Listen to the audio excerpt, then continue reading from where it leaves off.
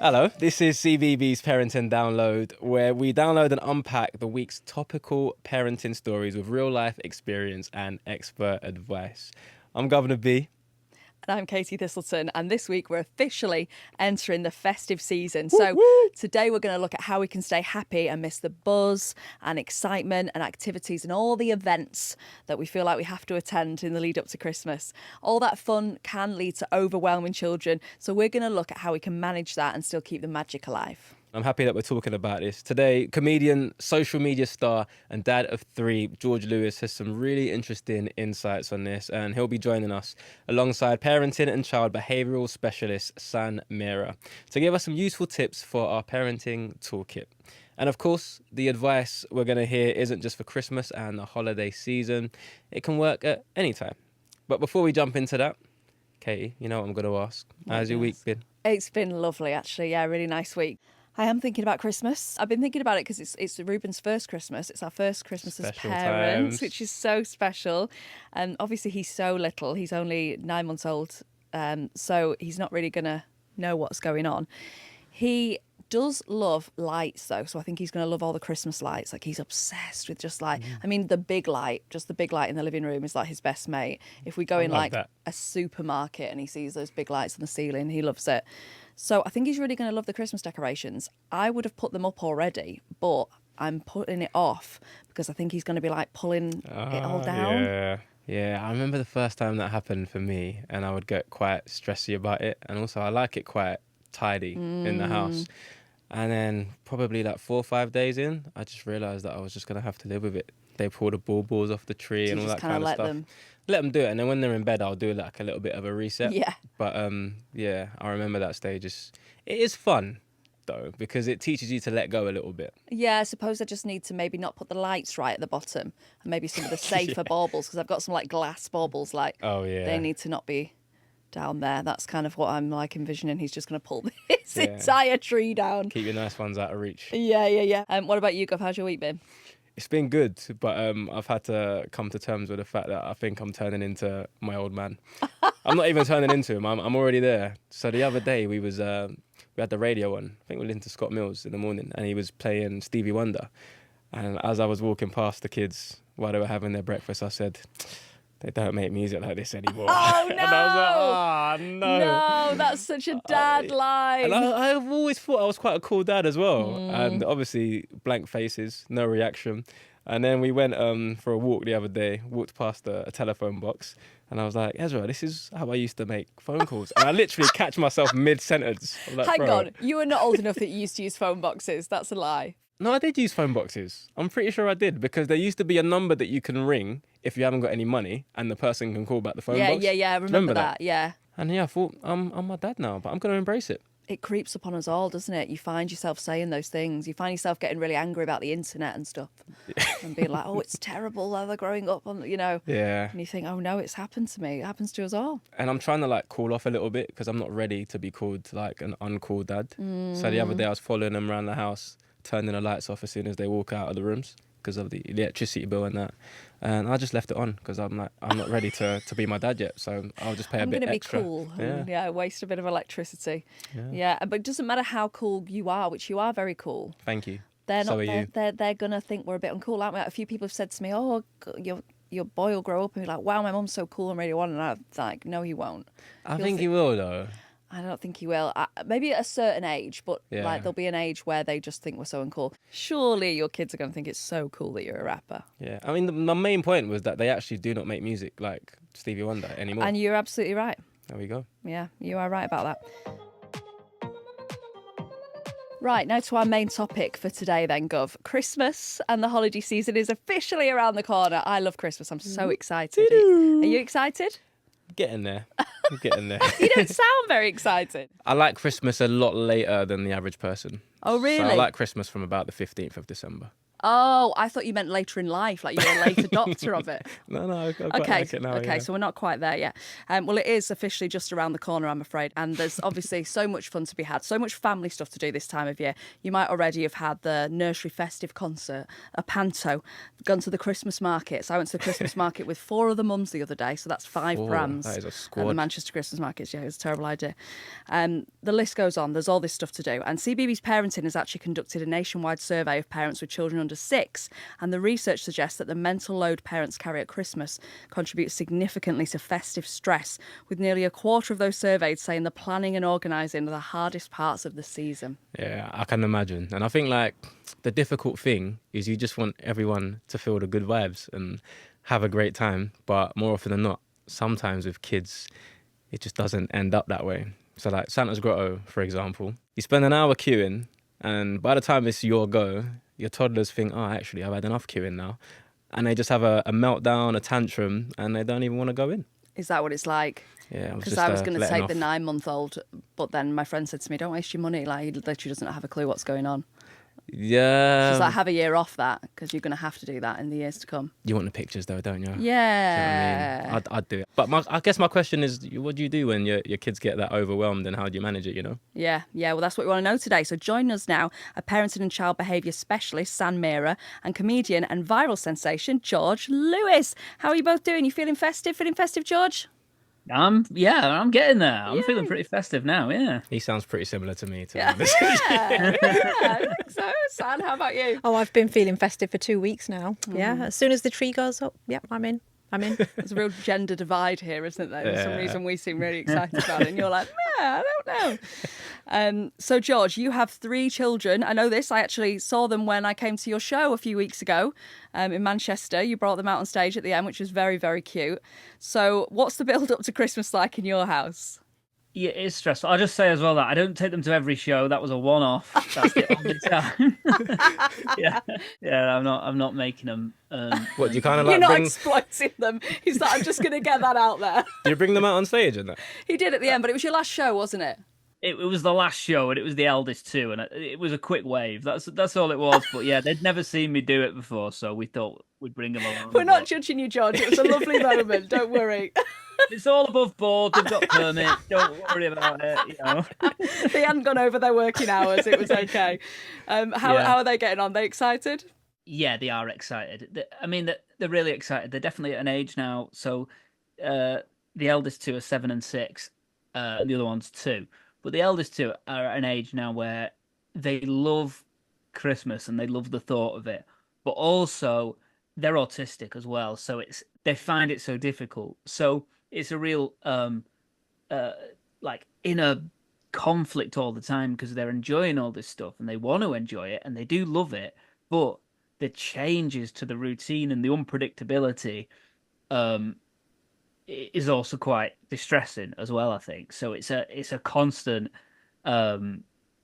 like trying to find a balance, I suppose. So we want to enjoy everything as much as possible, but also with as little stress as possible. Yeah, it can be overwhelming for them, I imagine. People might have seen you in stand-up. They might have come to see your shows.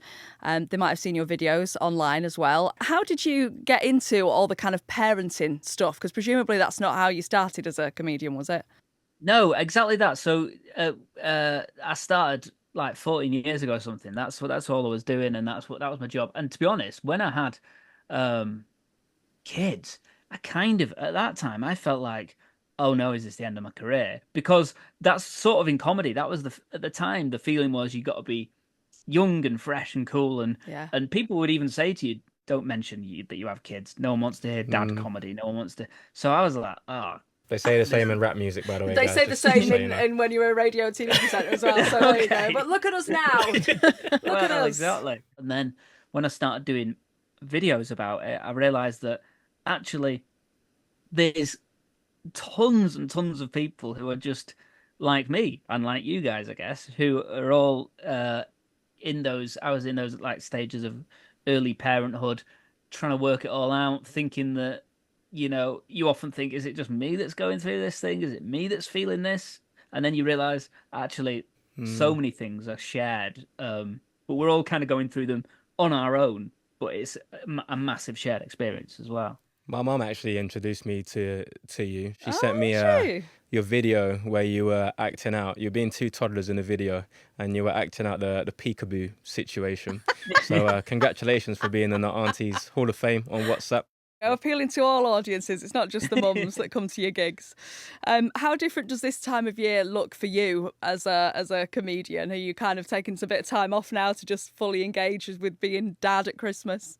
Yeah, and that is a luxury that I've not always had. Like, 'cause in the past, as a comedian, it's the busiest time of year. You're out all the time, and they're the worst gigs of the year as well because you play into like drunk Christmas crowds, and it's always very tough when you're working as like a gig-in club comedian and stuff. So I think now I have taken the opportunity. My tour is finished, and I've got a bit of time off. So yeah, doing as much Christmas stuff as I can manage. Oh, nice. George, we're talking about kids' overwhelm today. And for me as a dad, one of the things that I sometimes think is when I see my kids kind of experiencing something for the first time and how they react to it, I think back to when I was a child and how I reacted to it. So do you have kind of any memories of what you were like at Christmas as a child? I always remember always having this like version of the perfect Christmas in my head and always trying to make it happen. And obviously you're not going to have that. And I'm not going to have the Christmas that I see on Christmas films. But I remember even as a kid trying to make it all be my way of Christmas. And it was probably like an American version that I'd seen on telly. But if my mum hadn't wrapped my presents right, I'd rewrap them my way. But then I'd be like, she'd just be like, it would take away. Obviously, that's so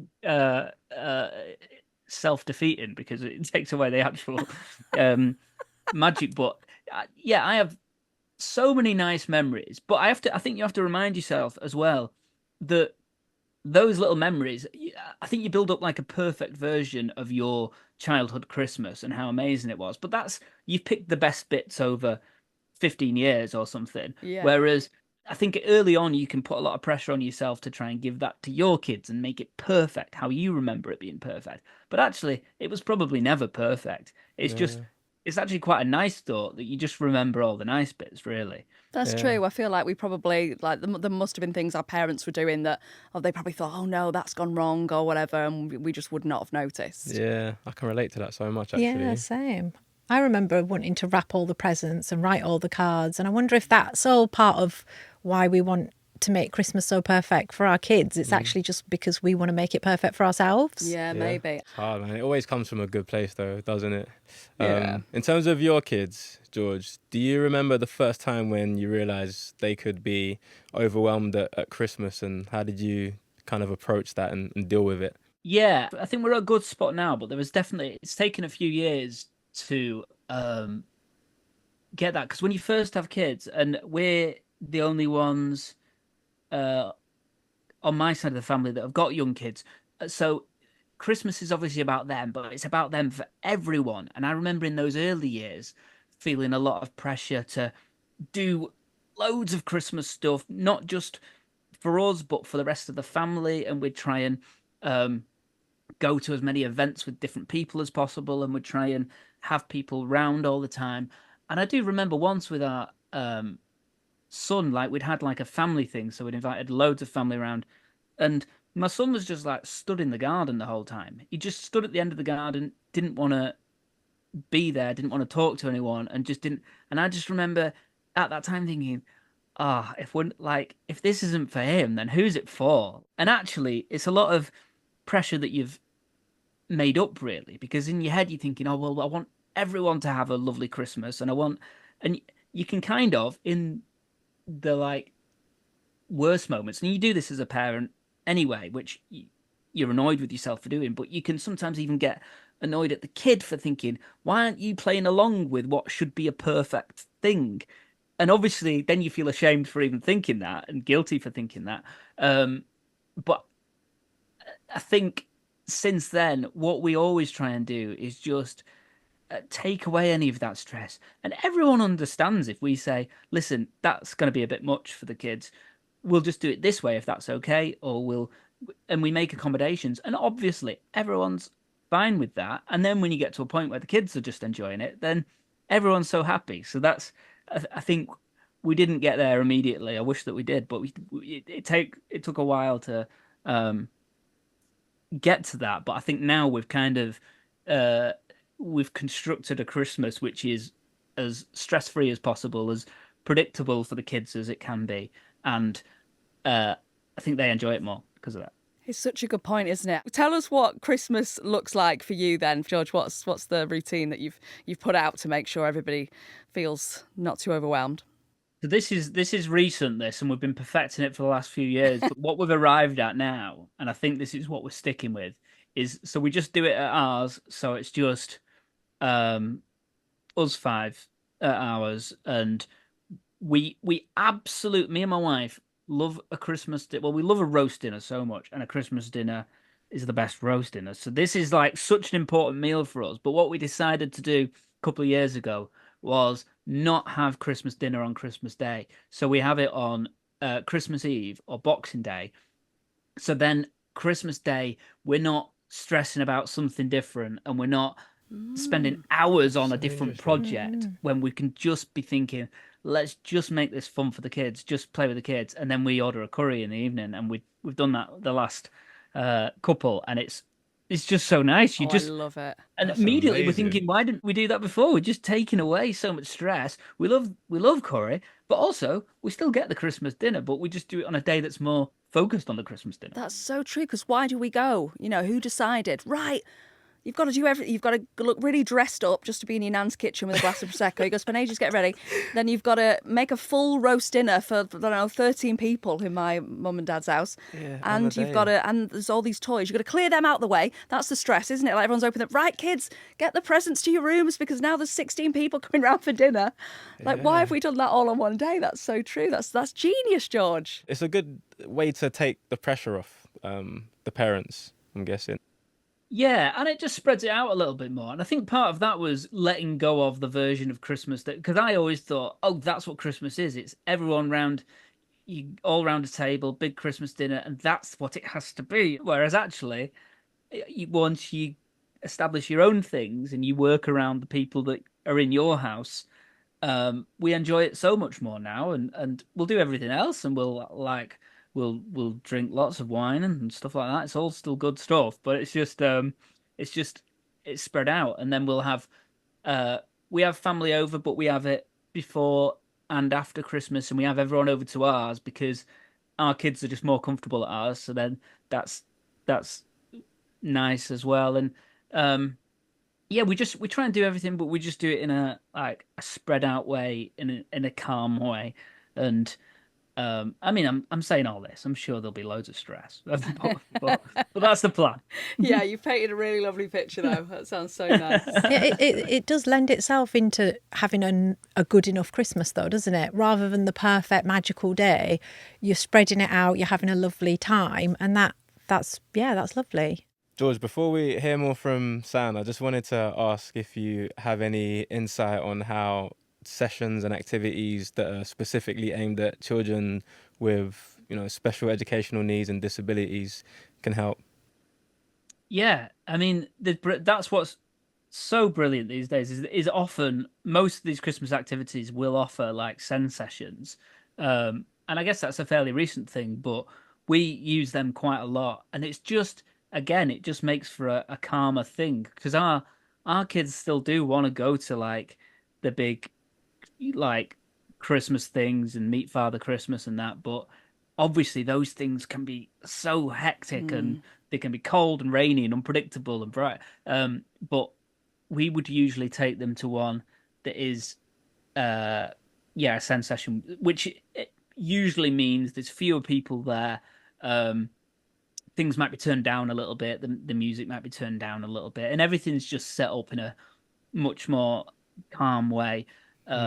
Often our kids love watching things at like the theatre and stuff as well. So we've got a couple of them in over Christmas, but they sometimes do those sessions, or we'll just always make sure we'll book the tickets on the end of an aisle. So it's just an easy way if we need to leave at some point. Love that. Love a practical tip. Yeah. Now it's got to the point where like we're going back to places where they've been before, so they kind of know what's ahead and what's they've met Father Christmas before, they know him. So They're familiar. They're on first name terms. yeah. Love it. Thank you so much, George. We'll stay with us, but San, I mean, I know we've been chatting already, but just to officially introduce you, you are a parenting and child behaviour specialist, but also a mum to 3 children. Is there anything after that discussion with George that you've been thinking, oh yeah, that's actually a really good idea from the perspective of your job? Yeah, definitely the way you've sort of made Christmas about the children, worked out what's kind of aggravating them, tried to keep it calm, spreading it out, managing expectations of family. They're all really great ideas. They're great ways of, managing the overwhelm and finding stuff that's specialised around the SEND needs as well. I've found that routines, even though the routine can go out of the window over Christmas, and that's understandable, I find that if you've got sort of a set morning, wake up, lunch time, bedtime routine, that if you deviate from one of them, it doesn't matter too much as it would if the whole day is sort of chaotic. So if you try and sort of beforehand have a routine in place that children are used to, which you will have, George, when you deviate from one, it tends to be easier to manage, because then you sort of snap back into that routine the following day. So that's a good way of sort of managing that. San, obviously my kids have kicked off at Christmas before, Yeah. but I just used to call them like, you're just kicking off at Christmas. That's what I used to call it. Yes. But Christmas overwhelm, what is it, and why do kids feel it? They feel it because there is so much sensory activity going on. Like for us, we're visiting pantos, going to their nativity, going to all of the different shows, visiting Santa, going to grottos, meeting family and relatives that we might not often see in one short burst of time. And children feel that stress that we feel. They can feel that, and that overwhelm spills out onto them because they're feeling it as well. At school, they're not doing the usual lessons. They're doing all these, Christmas jam. Wear your own clothes. Yeah, bring a bauble, dress the tree and whatever else. And for them, they're having to sort of remember all of this excessive stuff as well. Their mental load is increasing. So, yeah. That's a really good explanation. Thank you. Is there anything that we kind of need to understand specifically about the difference when children feel this compared to when we as adults feel it? I guess for children, there isn't anyone making allowances. It's almost like for us adults, we can talk about it. We've even coined a term for it. Yeah. Whereas children are kind of just wandering around thinking, oh my gosh, I'm rubbish at this, or I can't remember this, or it impacts their self-esteem quite a lot because they're thinking they should just be able to get this stuff. They should be able to talk to grandma and, hug granddad and, do whatever's expected of them and eat the broccoli and the sprouts that don't look great, but actually everyone's expecting me to eat. So in their world, it's almost, it's unspoken. What can we do then to try and reduce that overwhelm? George has already given us some really good tips, like, putting the kids' needs first. Yes, yeah. Well, having a visual calendar is really helpful. Having one in the kitchen so that the kids can have a look at it and they can get used to, what's ahead, what's going on, and they can ask questions. And you can also, if you've got more a child who's got anxiety around change, you can have conversations around that. And talk about any worries that they have about going to the grotto or going to, their cousin's house or whatever it might be that they're doing. So that's a really good tip. It's so funny because my baby is only 9 months old and I've already got a little in my head. I'm like, I want to go to this garden centre where they've put a light show on. I want to go to a farm shop. I want to take him to meet Santa at a grotto. I'm looking at my diary and my days off to do those things with him are running out. Yes. So I'm already feeling a pressure to do all those things. And I'm now sitting here thinking, why? Like, no one needs to do all those things that everyone's doing on Instagram. Plus, my baby literally will have no clue if it happens or not because he's 9 months old. It's real though, isn't it? Yeah, it is real. Planning out when you've got downtime as well as the activities can help because it'll help you manage actually, have I got the time? Do I really want it? And writing it down sometimes can make you look at it think, actually, I don't really want to do this. Like once I fit in the downtime and I've worked out on the calendar what I've got to do, you might actually feel differently about wanting to go to that grotto. But if you do really want to go and you really want to enjoy that, just do it. Yeah. Gov's put me off saying that, you queue for ages and then the toddler has a tantrum. Actually, guys, and disclaimer to any Santas listening, we have nothing against Santa's grotto, just putting it out there. But putting you in that real life situation, I've queued for an hour, we're next to go and see him. My daughter's had a tantrum. What should I do in that scenario? Yeah. Should I kind of force us to go in, even though she's going to be crying in the pictures? Or should I just leave? Yeah. Well, the first thing to do is check in with yourself. God, this is so embarrassing. I've been queuing here. Feel how you're feeling, because you're going to be feeling stressed, right? Yeah. And just kind of validate to yourself, this is how I'm feeling. Love that start. Great start. That's okay. And then just get down to her level, knee level, eye to eye, and just kind of look at her and say, you've been waiting for ages, haven't you? Yeah, you're probably fed up right now. And just helping her feel seen actually diffuses the tantrum. And if you can use an emotion like, you must be feeling really frustrated or really bored. If you can kind of name what emotion she's feeling, it will reduce the intensity by 50%. That's really helpful. Is that what you would suggest generally, San, when you're communicating with a child? Because I think we were probably all brought up with perhaps more what Gov is talking about there, where you were maybe told, don't do that, stop doing that. Yeah. You won't get any dessert if you do that. You go to bed early, that kind of thing. And now what we see is, and which gets coined online, gentle parenting. I don't know if that is a term that you would use, which is where you actually say, get down the level, like you say, and go, oh, you're probably feeling this way because of this, because of this, because of this. Is that what you would recommend? Yeah, I think what it is that our parents didn't really validate how they were feeling. So when you kind of lead in with, okay, I'm feeling really stressed right now. Everyone's looking at us. Okay, it's all right. I'm safe. I'm okay. I can deal with this. You can then get down to the kids' level and say, I'm here for you. Because our parents never really had that knowledge or the opportunity to even think to do that.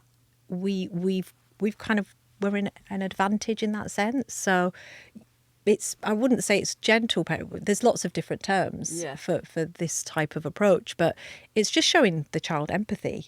And actually they feel so seen. And a lot of the time, once they feel seen, they're like, I do. They might cry, they might just have a release. And then they're like, right, okay, let's do it. Okay. George, have you got any questions for Sana? Just the way you're listening, it's some good advice, isn't it? It's such good advice. And it's something that thing is that was when parenting got, I'm not saying easier for me, but it got more manageable for me when I suddenly started. And it's actually when I had a breakthrough in my reels, because as soon as I could put my mind in the child of a toddler, I was like, right, I can turn this into. But that, I think that of just thinking, you're talking to a little human who's experiencing a lot of things. Try and look at everything from their point of view, and their reaction makes so much more sense. That said, every day I have a million questions that I would love to ask someone like you, Sam.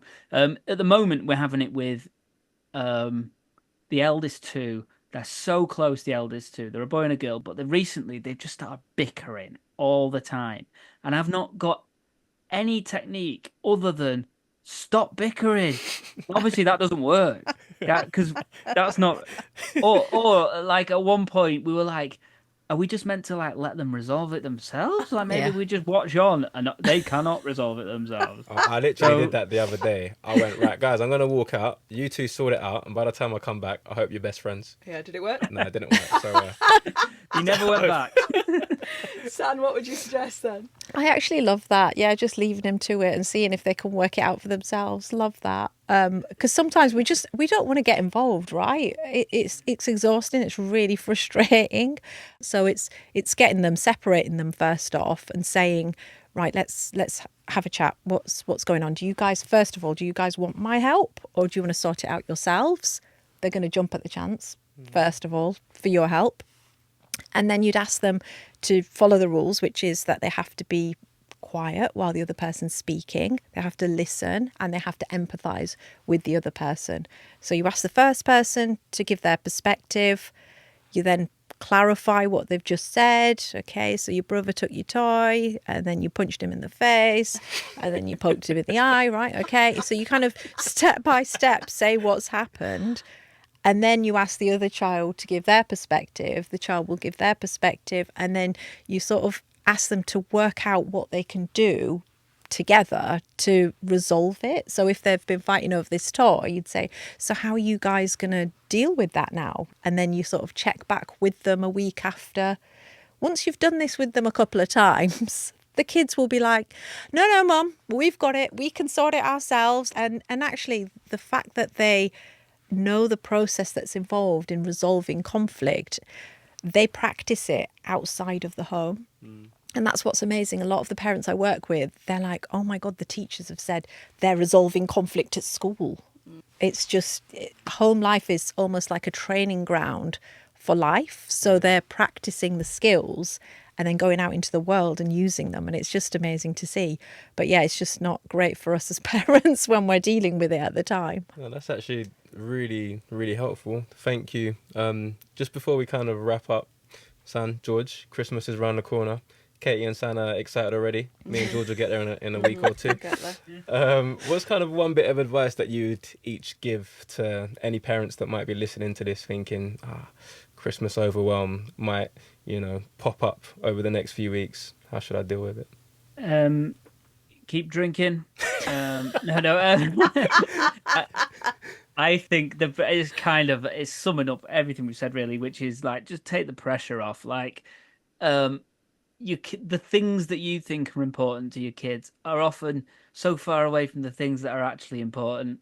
And I think certainly for me, my memories, the things that I loved as a kid was having my parents be happy and play with us and be around. The things that I didn't like was when they were stressed. And I think you can kill yourself trying to provide what you think is the perfect thing. But I think if you're happy and everyone in the house is happy, that is the perfect Christmas. So like, I just try and enjoy it. That's it. Something so nice, like we've all reminisced about our past Christmas. I'm just thinking so much about how my Christmases were so special when I was a child. It's so nice to think that we're all kind of, starting those memories, creating those memories that one day when our kids are adults, we'll be like, my mum and dad used to do this or whatever. What about you, Sam? What would be your advice? My advice would be, as a parent, to reduce the overwhelm, because I find it overwhelming just buying presents and thinking of stuff. So I've got a poem that I use, which is to get them something they want, something they need, something to wear, something to read. So it's 4 things and you don't have to get too much. Yeah. That's a great lyric. I find it even buying presents for other adults. I'm like, do I get them something they need? Yeah. Do I get them something silly? Yes. Do I get them something funny? Do I get them an experience? It's like, it's hard to. So that's a good little poem to use. Legends, the pair of you. George Lewis, San Mera, thanks for joining us and for sharing your experiences and advice. We really appreciate it. Thank you for having us. Thank you. Merry Christmas. And Merry Christmas. Happy Christmas. If you want to learn more about this topic, you can find additional information on the CBeebies Parenting website. Merry Christmas, everybody. Right then, Gov, what are our parenting downloads on the topic of kids' Christmas overwhelm? What did you take from that chat? First of all, I loved our guest today. I always love our guests. Great guest. I took a lot from today. I think kind of my overall thing is, as a dad, I put so much pressure on myself to make Christmas the most amazing Christmas possible for my kids, when actually, from the kids' perspective, they've just got really simple requirements. They just want to hang out with their family and enjoy it. And I don't want to use the word selfish, because I think it's quite nice that I care about putting on a good Christmas. Of course. But actually thinking, is this going to be best for the kids? Is this what they would want? Is this going to make a comfortable and peaceful and enjoyable environment for that? And to try and put that at the forefront of my mind. That was really helpful for me to hear, actually. That's really nice, comfortable and peaceful. Like that. That's nice. That is what you want Christmas to be, isn't it? Yeah, and a touch of chaos, because otherwise, what are we doing it for, Oh, yeah, totally. I mean, a lot of that conversation, of course, was about avoiding the overwhelm and some of the chaos, but Christmas is chaos, and that is kind of what we like about it. We want a little bit of madness, don't we? Yeah, just a touch. Yeah, just a touch. I mean, I'm from a big chaotic family, so I think I feel most comfortable with that noise Yeah. around, and Yeah, that makes sense. just actually. loads of people coming in and out of the house. And it's about what you're comfortable with as well, isn't it? My husband's from a smaller family where that's not necessarily the case, and he handles the chaos very well. But yeah, it's about what you're comfortable with, I think. Yeah. I think How about you? I think I took from George that thing he said about having the curry on Christmas Day and just having the Christmas dinner on Christmas Eve. Like, it's as if we think we can't stray from Yeah. what everyone else is doing and 100%. traditions. That's the first thing I thought. I was like, oh yeah, why do I just go along with this stuff? And it might be that I still decide to have a Christmas dinner, but to just try and figure out, is this the best way that we could be doing things? That reminded me that you can create your own traditions. And I suppose I've just had a baby. This is his first Christmas. So me and my partner can create our own traditions now based on what we think is best. Also, what I really took from San was thinking about everyone's emotions when it comes to the disciplining. So kind of what she had to say about like getting down on a level and thinking about how you are, checking in with yourself in that Santa's grotto moment, checking in with yourself, and then thinking, how do I feel? How does my child feel in this moment? And kind of having that empathy for them rather than just saying, stop complaining. Yeah, You're 100%. ungrateful. And the encouraging thing is you don't feel like you're alone, because I think sometimes when you're in the midst of those tantrum moments, you think, oh, it's so embarrassing, it's just my kid, everyone else is well behaved. But actually, it wouldn't be the first time that San's heard that question. Do you know what I mean? We're all in the same boat in a way. Yeah, really nice to hear that San, who is like a child behaviour expert, has those moments too. Like, children are children, and they're going to test boundaries, and they're going to have tantrums, and they're going to 100%. struggle with their emotions at times. So I knew I was going to love doing this podcast, but I just didn't realise how much access we'd have to this free advice. It's Me and you, great. we're having a great time. it's really good to have access to all of these experts, because we need it. We need it as much as everybody else does. Well, that's it. Another fabulous week and another fabulous episode of Parenting Download, if I do say so myself. We hope it's been as useful for you as it has for us.